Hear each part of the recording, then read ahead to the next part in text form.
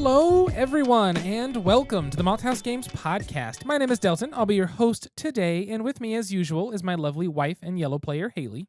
And with me today is our Marge, who has never had any love before in her life. Well, to be fair, we were gone a long time today. I know. She has such a hard life. I don't think so, but yes, welcome to the Malthaus Games podcast. This is episode number 124.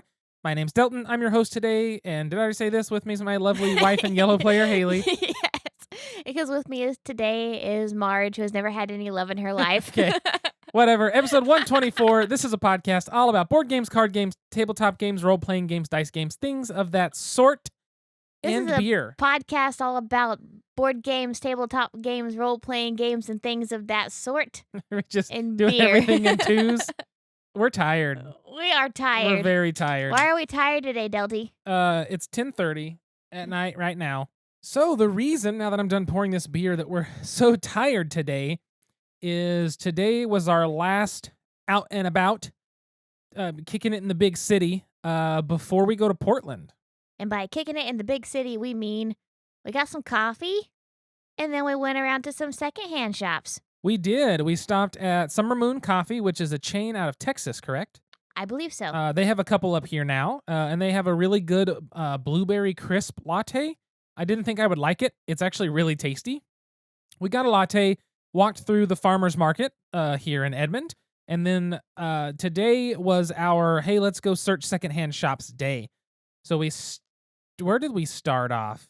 At Rink? We start off at Rink, which is a former ice skating rink that has been turned into a very large consignment and vintage store. Very large, very organized and well kept and clean and not stinky vintage shop, where I bought some Conan Classics comic books, not Conan the Barbarian, because I have been watching, there's a wrestler in AEW named Ethan Page who does toy hunts and collects vintage toys as well as other toys. And I'm kind of addicted to watching those. And I told Haley, I want to go do that. That sounds fun. And a couple weeks ago, we went to Vintage Stock, and I got this really cheesy Chuck Norris action figure from I don't remember if it's the late 80s or the early 90s, but it's... Oh, it's definitely like mid-80s. I think it was mid-80s. It was like pre-Walker Texas Ranger we got going on here, man. No, it was during that. No, it was pre. It was back whenever he was just muscle instead of just like the law. Yeah. But it's from either a cartoon or something of his called Combat Commandos, both spelled with K's. No, Karate Commandos. I'm sorry. Karate Commandos. And it's the Chuck Norris figure. The card's super beat up, and the bubble on the plastic has got a hole in it and is dented, but the figure is perfect, and it was $3. So I bought that. And then I was like, I want to do that. And then we went and checked out a local comic shop here in town. Literally right down the road from us. We've never been in. Finally went into it, and I was like, it'd be cool to at least look at some comics, because I'm not a big comic fan. I've told Haley this. I'm not a big traditional hero fan for the most part, but I have found out now, since we went there, that there are horror comics from anywhere from the early 40s up through the 70s. But the main series I'm trying to find now, I bought one from the comic shop here, and it's from 1960, and it's a series called Black Magic. DC bought the series and put out 10 issues or something in the 70s, but the original runs from the early to mid 50s into the 60s. And it was created by the two guys who created Captain America and that kind of stuff. Yeah, so it was a G.I. Joe. Captain America. But it was really cool older horror. And ever since then, I have discovered there's an entire world of comic horror from the 40s through the 70s. But you know what's really horrifying? What? How quickly you got into collecting these goddamn comics. I told Haley, there is an element to this that I have been missing, I think, in my life, which is going and hunting for something. Having something you want and seeing what you can find, having a list, and just going and digging through, several boxes of comic books and trying to see if you can find what you want. I mean, he already pursued, chased, and got the love of his life. So there's really... What more do I need? There's really little else that can fulfill that high, but I understand wanting that chase. Yes, thank you. But that's what I've been doing. So I have a list of comic books that I want. I have already purchased several this week that are not ones that were on my list, but I found because I did not realize how many cool older horror series and comics that there are. But it's really neat. And so we went to a bunch of comics places today, or one that we dug through, and I got 3 comics from, and we got I think I got like 6 or something from that Rink vintage store, and I went to Vintage Stock, and I didn't buy the 6 comics I wanted because I didn't want to spend $60 to get them all. But I did buy a really cheesy, still in box on card action figure of Kara from the old shitty movie Dragonheart from the 90s that I loved as a kid. And I said, I just showed Haley the trailer. I thought about it for some reason, and I was like, look, I loved this movie. It's really bad. Check out this trailer. And I saw this action figure. Now I got to get the whole set. I'm on a lookout now. And apparently, I'm on a lookout for Goose. Haley's been buying every goose in sight. I've been buying every goose in sight. I don't know why. They've just been calling to me, honking to me. But I also dropped a cool $5 on like $180 worth of crystal today. Yeah. Well, Bohemian crystal? Between $80 and $180 worth, depending on how old it is. But it turns out the Soviet Union wasn't really great on identifying which companies were producing which crystal. They said, this is Bohemian crystal sticker, because apparently it should just be Bohemian crystal, not made by a specific artist. So you have no idea how old it is. You have no idea when it was made. You have no idea really anything about it other than it's really, really heavy, really, really pretty, and probably worth a lot more than the $5 I spent on it. Oh, definitely. The place we bought it at had a shitload of comics. A bunch of them were all $5, and they had a room where they were all $2. And the $5 comics were like the better issues. But they sadly had essentially no key issues, like the no real important ones. Somebody had picked through it. They knew what they were getting. And then the $2 comics weren't great. But I bought 3 of them from the $5 comics. Haley then found the crystal, and the place basically is an estate liquidation place. So it's like people have estate sales and they run them. Whatever's left, these people buy them at probably a small cost, and then they put them in their shop, and they're only open like a couple weekends a month. Yeah. For like 2 days. Yeah, like she said, 8 to 5, 2 to 3 weekends a month. That's it. That's it. And so they just had all these comics and all this other stuff. Haley found a goose, the crystals. It was cool, but that was what we did today. And I'm really looking forward to kind of doing this more often, where it's just on a weekend. I just go, I'm going to go to the comic shop and dig around, and like, you know, I need to give myself a limit where it's like I buy 1 or 2 books at most, or here's a price point. Because I went to All Star Comics on Thursday during my lunch break, and I spent $30 on 5 comics. And I was like, oh, I didn't realize they made this other old horror series from the 70s. And now I have a whole idea of what I'm buying and kind of what they're, what I'm looking at spending on them. I just like how you've always said something along the lines of, at least you're not the kind of nerd who collects comics. Yeah, I have. Well, here's the thing.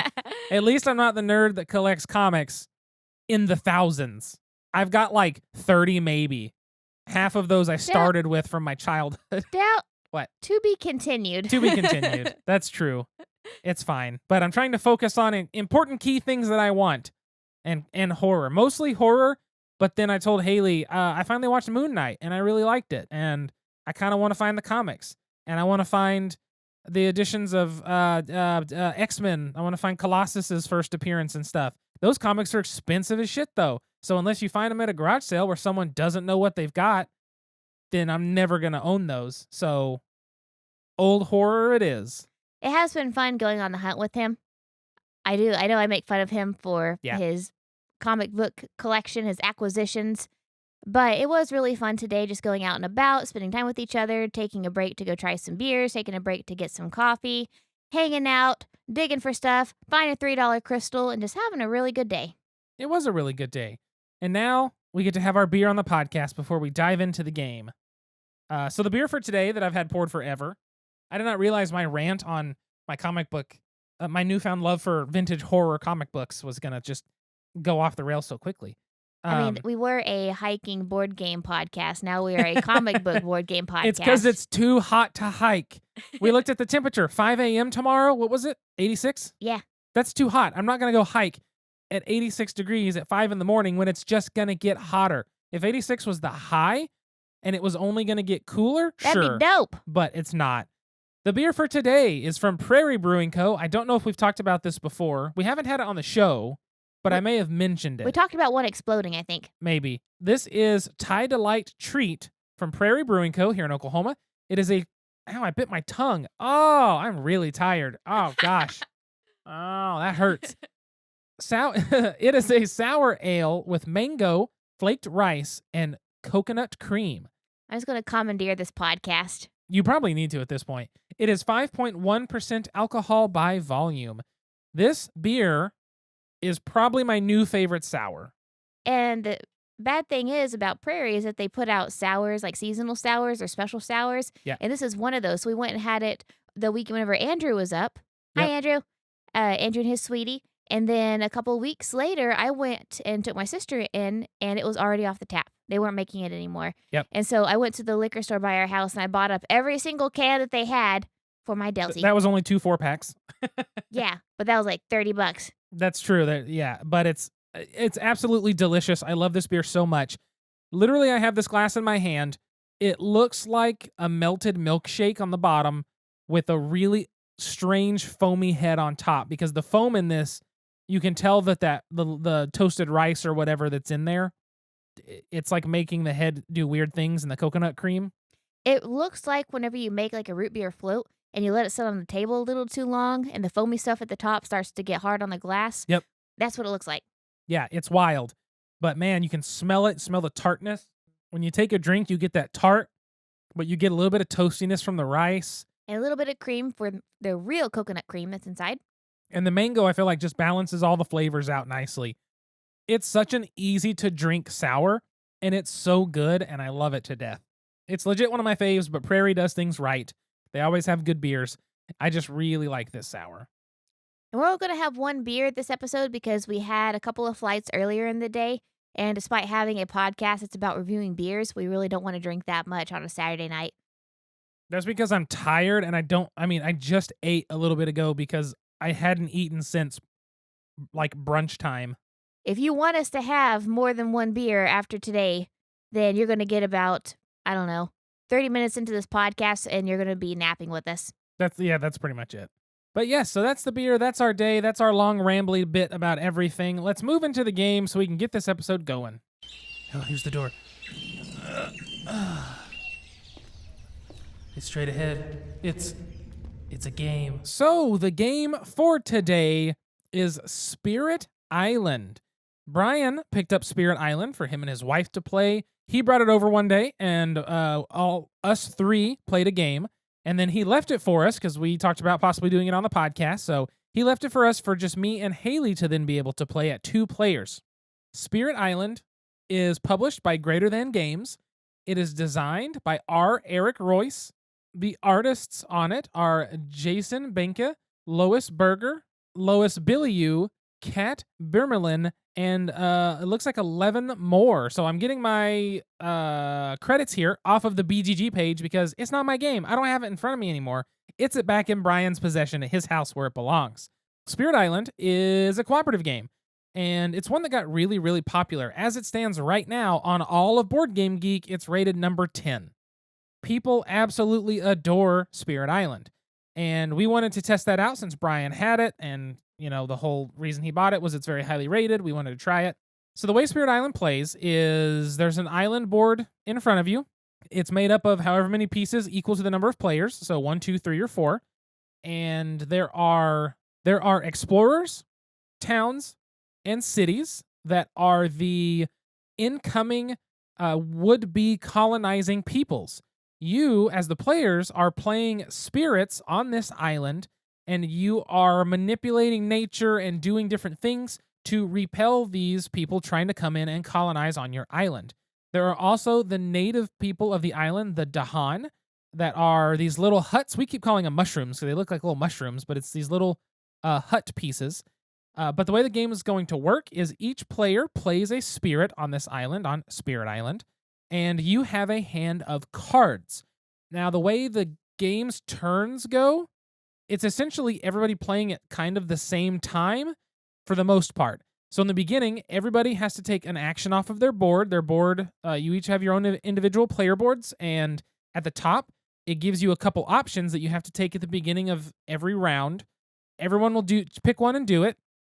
Then everybody will select cards they want to play, pay for those cards, reveal them. You'll do fast actions. The enemies will do all their crap. You'll do slow actions, and then you move on back to the beginning and start over again.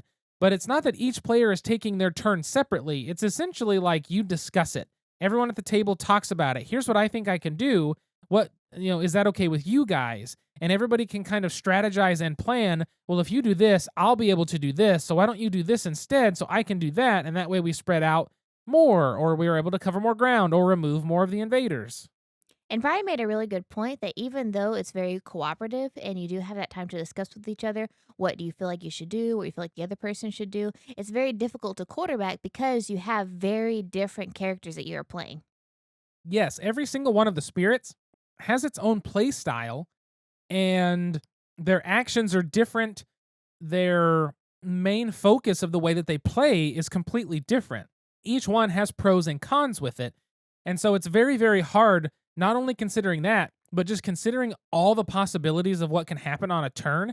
It's near impossible to tell somebody else what they should be doing while also figuring out what you should be doing. That would take a lot of effort, or have somebody that really knows this game in and out. But you're going to be taking these turns. You're going to be putting your influence in the sections on the board because it's broken up into regions like forests and wetlands and deserts and stuff. You're going to be putting your influence out. You're going to be trying to keep the Dahans safe, move them around, and sometimes utilize them in a way where they can fight back successfully and destroy the invaders. You're going to be just removing invaders and doing all kinds of manipulation to try and keep the board from being overwhelmed and the invaders causing the land to have blight, which is basically if an invader does enough damage to the land, because at a certain phase they are going to ravage the land, and if they do enough damage to it, it gets blighted. If it gets blighted again when it already has a blight, that blight does what they call cascades. Essentially, it spreads from that piece of land.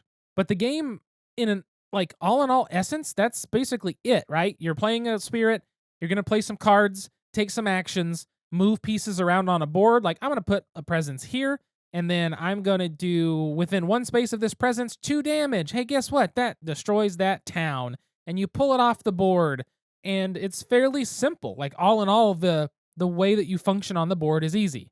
But where this game kicks it up is the sheer amount of decision making you have. It's not a game that's easy when it comes to decision making, because you've got your character. All of them have a special ability. They all have different abilities at the beginning of a round.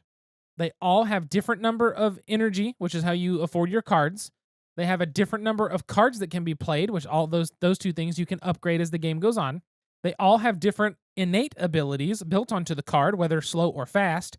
All of your cards have different abilities. Then there's the innate abilities that sometimes can be triggered by which cards you play. There's slow abilities, there's fast abilities. Slow happens after the invaders move. Fast happens before the invaders get to move. So you're considering all these things, and you're discussing with your teammates, what should we do? How should we approach this? Where do we need to go from here? How should I use my ability? If I move this here, I can bring 2 Dahan into me, and I can push one of the invaders out of this space into that space. That way, when they ravage, they're not actually ravaging here, they're ravaging there, and it's not going to ravage then, and you just have this giant spiral of decisions that it can be very overwhelming, and I can see why it makes the game something people consider a very high complexity. It's not in the actions themselves, it's in the amount of things to consider and plan out. Absolutely. And I think depending on what roles you're playing, that adds to it as well, because there are different levels of roles. So some of the roles are very intro level, some of them are more advanced. And so you can play this over and over and over again and get better with one role. But if you each time try a new role, or you're playing with different people with different roles, those different roles are definitely going to change the way that you look at and make decisions. So, for example, the character that I took, it really prioritized spreading out my creatures across the land and really going into wetlands, because that counted as a home base for me. Every time I put down a presence in the wetland, that wetland was automatically a home base. And so if I play that, that's going to be a very different strategy and very different decision making that I make. as opposed to the ones that Delton chose. Yeah, I had the first time we played with Brian, I had the like Earth guy, and essentially he was defensive everywhere. So when you have a presence in a space, you can have one presence, that's just a presence. Or if you put a second presence there, it now becomes a sacred site. Some of your actions and abilities must be targeting a sacred site, but the stone guy or the rock earth guy, when you play him, any of your sacred sites have a natural defense of like 3. So when the enemies attack, you're naturally defending 3 points of their attack. And so that's really helpful. The second person I played essentially has the ability to, on a sacred site, or maybe it was anywhere, you could choose, no, it's a sacred site, you can choose to remove one of the top, basically one of your 2 presences there to prevent the enemy from basically doing anything in that space. And that was really, really helpful, but it was so much more planning because I had to consider this and that and over here. And it was just a lot different of a play style where I'm trying to spread out and actually burn those presences and to be able to put them out later with my ability. It's a whole thing. But it's very different. And every time you play it with new spirits, you're able to change the way you play and look at the game in a different manner. I think one of the things that I found really enjoyable about this game, not only in the fact that it has a strong decision space, but the game has a curvature to it in terms of like the progression of the game that I found to be very rewarding. Because in the beginning, it feels like all hell's broken loose and you're just going to lose way fast, right? You're struggling and scraping to keep by, trying so hard to maintain and not lose. Yeah, for example, the second time Delton and I played, it was just us 2. Second round, I almost said, let's just scrap it and start over because I had 0 hope we were going to win. It was looking very dire in that situation. But as you play and you put presence on the board, it unlocks more energy. If you put presence on the board, it can unlock playing more cards on your turn. And so the longer you stay alive, the stronger you become until a point in the game where you realize I'm making the decisions. We are manipulating the board in a way in which we can lessen the effects of the invaders. And then after a little bit, you turn the corner where you're like, we're in control completely. We've got this figured out and we can win. And for us, with Brian, we were like 3 turns away from losing, but we won. And then for us, I think we were like 4 or 5 turns away from losing, and then we won. So it's got a nice progression where it feels impossible, but as long as you're holding on, then you're getting stronger. And then it starts to feel like you're in a true battle back and forth for positioning. And then there's just this turning point where all of a sudden you go, we've got this now. Check this out. If we do this, this, that, this is that, then we win in like a turn and a half. And it's a really nice progression. Now, I will say, out of our 2 plays, we won both of them. I do think there was a small amount of cheating in both of them by accident, or at least the first one, because we just didn't understand completely. The second one, I think we nailed it pretty much perfectly, but there might have been a thing or 2 that we missed here and there, but, it happens. But we have yet to have a game of that because we've only played the twice that feels like, or not feels like, that we actually lose. And so that's something that's, still to be discovered is, when will we lose this? How will we lose? I'm sure it will happen. You can keep your perfect win record if you never play again. That's true, but where's the fun in that? But you said you wanted to get this game at some point. I do. I really enjoyed this game. I really appreciated the theme. The theme, which is the land and the people fighting back against not the communists, the colonists. So that's the theme. The theme really drew me and made me excited to play it whenever Brian said he picked it up. Yeah. But it was the actual play that really makes me want to play it again. I agree. The play actually is very, very fun. I will say, one of the reasons that I've never really sat down to play or even picked it up, it doesn't look that great. Artistically, it's functioning and it looks fine, but when it's on the table and you're playing it, it doesn't have the appeal of a lot of other games. It doesn't have the overly done artwork to the point of it being just a piece of art. It's all functional, it all works, it all makes sense, but to me it always feels like it's just not, I don't know, it just doesn't look amazing on the table. And that's just a hang up of my own, but now that I've played it, it doesn't matter as much. It shouldn't matter at all, but it does, obviously. You say don't read a book by its cover, or don't judge a book by its cover, but that's literally how board games work. They catch you by their covers 90% of the time, right? But that's my only real complaint, is it just doesn't look great. But aside from that, and the cheapness of the plastic for the invaders, which I can't remember who Brian said, if it was a video or a written piece. It was on BGG thread, I believe. A BGG thread. Somebody was like reviewing the game, and somebody had made a comment about the plastic pieces being bad. And I guess the reviewer had commented, or somebody had commented saying, but think about it. The board is nice, right? Your pieces are these wooden pieces. The Dahan, the locals, the natives of this island, have these little wooden huts. All the invaders are just a cheap, plain white plastic. And that's kind of a thematic thing. And I thought that does make sense, actually, and it's kind of cool. I would still like to see those upgraded, though, which I'm sure someone on Etsy has 3D printed a bunch or something. But yeah, it's a really good game. We really liked Spirit Island. It's very fun. We enjoyed it. I will say it's a little long on playtime. I think the box estimates an hour and a half, or maybe an hour and a half to 2 hours. But with me, Haley, and Brian, what was our game? 3.5? Yeah. And then with me and Haley, it was 2? I think it was about 240. Was it that long? Yeah, it was a long time. It was a while, but it's been long games. And I think part of that is because you're discussing with your teammates, saying, what should we do? How should we do it? What about this? And it really does add to the time. It feels like a true cooperative, because you does. can't win just one. I don't think. No, not at all. If you had one person trying to run everything, you'd lose. But yeah, it's a really good game. Expect long play times, but definitely if you haven't checked it out, like how we had never played it, it's definitely worth playing. I think it's a really good game, and I'm going to be trying to nab it from the BGG Bazaar if anybody's got it in November. Hint, hint. Hey, what can I get you? I'd like a topic. Any special way? Make it a top shelf topic. Coming up. Enjoy. So the topic for this episode, we decided to talk about action selection in games. Action-packed action selection. So action selection is, I guess it's just what it sounds like, selecting your actions.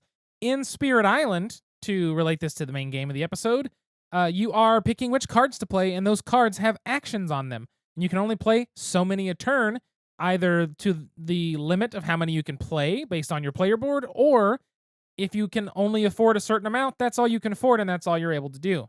So that's the action selection in this game. Action selection is in several different other games as well. It's a fairly popular mechanic, but it's something that I always find myself enjoying. My favorite version of action selection, which you can kind of consider action drafting, I've heard it as well, is in Dominant Species, where you're going to place your token on the action you want to take and what timing you want to take it. And you do that for your actions, and your opponents all do it, and then you all resolve the actions in a certain order. I always find that to be an enjoyable play style. Another one with like the complete opposite theme of this game was Puerto Rico. That has a lot of action selection. Yes, that's the one that is action selection, or also action drafting, I also call it sometimes. But yeah, where you're picking a thing and you're going to select the action and do it. In Puerto Rico, as well as games like Rising Sun and Race for the Galaxy and Terraforming Mars. Normal Terraforming Mars? No, just the other version. Terraforming Mars, Ares Expedition. You are picking an action, selecting that action, and then everybody else is following that action while you get the main benefit since you chose it. That is a version of action selection. Another one that has it that is probably closer to action drafting in a way is Rising Sun, where you draw the top 3 of those tiles, pick which one you want to do, and then boom, you're going to play those tiles or play that action. And I think I really like action selection myself, because it seems to put constraints on what I can and cannot do, which makes me, 1, think more in the moment, and 2, I really have to use my decision-making powers. Because you can't do everything every turn. You can't do every action every turn. You might have unlocked all of these beautiful actions, but if you don't have the energy, or if the game gives you the constraints of you can only play choose 1 or 2 per turn, then that's really going to limit what you can do, but also it's going to push you to have to problem solve, think in the moment, and really make some good decisions. Exactly, it does. It does provide limitations. Now, Spirit Island, even though it does provide some limitations based on how much energy you have and how many cards you can play a turn, it still has so much to consider because even if you can only play, let's say, 3 cards a turn, if you've got a hand of 6 cards, now you have a bigger decision space. And so it can still be a lot of decisions, even if those actions are still, you're still choosing a limited number. It can still be, for me, difficult. Whereas a game like Rising Sun, you're looking at 3 tiles and picking one, and that's the action everyone's going to do. You know what I mean? Spirit Island's a much more complex version. Right, it's like the difference between having steps and having choice. Like Yeah. so I think the difference is, so you take something like Azul, where it's just a step base. We all have the same actions we do in order, and there is choice. You do have to choose between which tiles that you take, versus an action selection, you choose exactly what actions you're going to take. Yes, exactly. You're not choosing a part. It's not everybody gets to choose a tile or everybody gets to move a thing. It's like, no, you're choosing this is the actions I'm going to take on my turn. You might not take any of the same things. Am I going to, let's say, Agricola, for example, am I going to try to fish and get food, or am I going to try to breed a cow? Like, what am I going to do to benefit me this turn? I can't do everything. I might need food, and I might need land. I might need another family member, and might need to build a fence, but I can't do all of that. What's most pertinent now that I can do? And Agricola kind of provides a weird spot because technically Agricola is not an action selection game, it's a worker placement. But where you place your worker is the technical action or benefit that you're receiving. So the question there becomes, is the action placing your worker because that's just giving you a benefit, or is the action the where you're putting it? You know what I mean? I think for that one, it's most considerate the action is putting your worker down and you just receive a benefit for the spot you've taken. I think there's too many minutes past sundown for me to be able to conceptualize what you're saying. So I'm going to say yes. That's fine. Yeah, I'm sleepy. I know it. But that's the thing is you have the action selection where everybody chooses something different, or like I said for Rising Sun, Race for the Galaxy, where you can pick an action, but everyone's going to be doing the same thing. But at the same time, that's still an action selection because in action selection you're choosing what actions you're doing, and in some games you're choosing what actions everyone is doing. So it's a pretty interesting mechanic in games. I always find myself to be a very big fan of it. I just think it's different enough, right? I know we have named some big games that use it, but it's honestly not in that many games, I feel like. Like most games don't come out with some sort of action selection mechanic like that. I feel like they all still fall into the category of like, on your turn, you're going to play a card. That card gives you money of some sort. And then that's the thing. That's not action selection. Everyone's just doing that, right? So there's a lot of ways you could probably work it in or work it around or figure out a way to incorporate it. But action selection is always fun. I think it provides a different level of gameplay for the most part. Like when everybody has the same action they're doing for, let's say, Race to the Galaxy, it's interesting because you're trying to bet on what people are going to play. You're waiting for them to play it, and a lot of times in those games, just like Terraforming Mars Ares Expedition, you're actually all going to be playing a card and you're taking them in a certain order. So you're trying to think of, okay, what's my opponent choosing as an action? But on the other hand, in a game like Spirit Island, you're actually discussing this out loud. Should I take this or should I take this? And I guess really you're not discussing exactly what your cards do, but you can just say, on my turn I can do this and this if that sounds good to you. Then you know which cards you want to play based on that. So there's not 100% open information, but it still has a lot of that working out and talking about what actions to choose. But it's interesting, that's the only one where your opponents are influencing your action selection, not because of what you think they're going to play, but because you know what they want to do. It's kind of a weird one, but it's similar to Race for the Galaxy type thing, but different. Is this the only cooperative action selection we have? I think in terms of our collection, I'm going to say yes. Because most of our cooperative games are, they're Pandemic or Ghost Stories or Troubled Life of Billy Kerr. Anything like that is just kind of more of a standard, I would say, cooperative. This is the first cooperative that kind of breaks the mold of what the cooperatives have been. So I would say this is definitely our first action selection based cooperative, but also just the first cooperative that really does things the way that it does. It's different than all the rest of them. But action selection's fun. It's a fun mechanic. It's something that I enjoy a lot, and I recommend if you have not played an action selection game, You can either check out Terraforming Mars Ares expansion. You can do Race for the Galaxy. You can do Roll for the Galaxy. Rising Sun, if you know someone that hasn't and is willing to play it with you. You can do Spirit Island, of course, or you can do my fave, Dominant Species or Dominant Species Marine, which I still haven't got to play yet, even though I own it. With that being said, let's move to the question so we can wrap up this episode. And now, join us for a Malthaus Games podcast special Pint-Sized Question. So the question for today is, if you were some sort of spirit based on elements, what element would you be? I feel like my answer's changed since this episode's gone on. Is that because you're falling asleep? Because I'm falling asleep. I want to be a rock.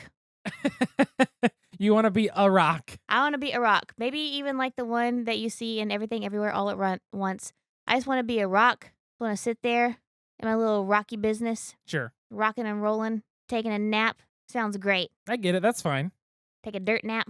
I don't take a dirt nap. I'm a rock. All my naps are dirt naps. That's true. So I've always thought this, and you're gonna laugh at this. I've showed you the old trailer for that old, really bad show, Warriors of Virtue, with the kangaroos. Okay, I loved that as a child. I also found out they make action figures now. I kind of want to get them. Oh no. I loved that as a kid, and they were all based off elements, all of them. And I have always and forever loved any time it's an Earth thing. So like when I finally got to watch Avatar: Last Airbender, the actual cartoon, Toph, the Earthbender, just I love that kind of stuff. Always have, always thought it was so cool. Loved it back then, love it now. I still think I would do Earth. So there we go. We can exist. I'll be the dirt that you can lay on top of me. That's pretty fitting for how much you try to lay on top of me on the couch. Coexist. We can make it happen. Well, there you go. There's an easy question for the episode there. Thank you so much for tuning in and listening to the Malthaus Games Podcast, episode 124.